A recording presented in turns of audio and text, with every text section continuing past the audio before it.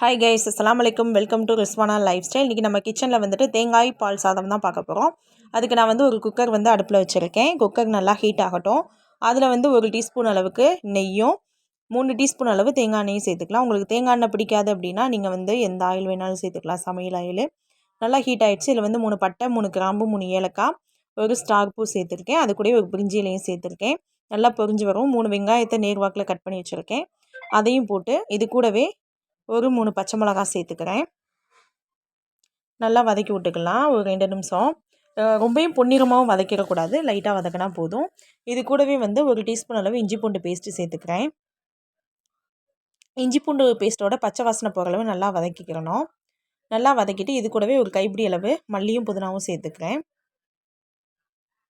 அதையும் நல்லா வதக்கி விட்டுடலாம். வதக்கி விட்டுட்டு நான் வந்து பார்த்திங்கன்னா இந்த டம்ளரில் 1 டம்ளர் அளவு அரிசி எடுத்தேன். சாப்பாட்டு அரிசி தான். இதுக்கு வந்து 2 டம்ளர் அளவு தேங்காய் பால் சேர்த்துக்கலாம். தேங்காய் பால் கூடயே கொஞ்சமாக உப்பு சேர்த்துக்கலாம், சாப்பாட்டுக்கு தேவையான அளவு. நல்லா கொதி வரட்டும். கொதி வரவும் அரிசி சேர்த்துக்கலாம். இப்போ பார்த்திங்கன்னா கொதி வந்துடுச்சு. இதில் வந்து அரிசி சேர்த்துக்கலாம்.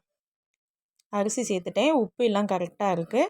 நீங்களும் செக் பண்ணி பார்த்துக்கோங்க. இப்போ மூடி போட்டு ஒரு 5 விசில் விட்டுட்டு ஆஃப் பண்ணி ஓப்பன் பண்ணி பார்க்கலாம். இப்போ வந்து ஸ்டீம் எல்லாமே இறங்கிருச்சு. ஓப்பன் பண்ணி பார்க்கலாம். பார்த்திங்கனாலே தெரியும், சூப்பராக ரெடியாக இருக்குது. பிசுபிசுப்பு எதுவுமே இல்லாமல் நல்லா இருக்குது. நான் வந்து எடுத்து விடுறேன் பாருங்கள். சூப்பராக உதிரி உதிரியாக வந்திருக்கு. இது போல் நீங்களும் உங்கள் வீட்டில் செஞ்சு பாருங்கள்.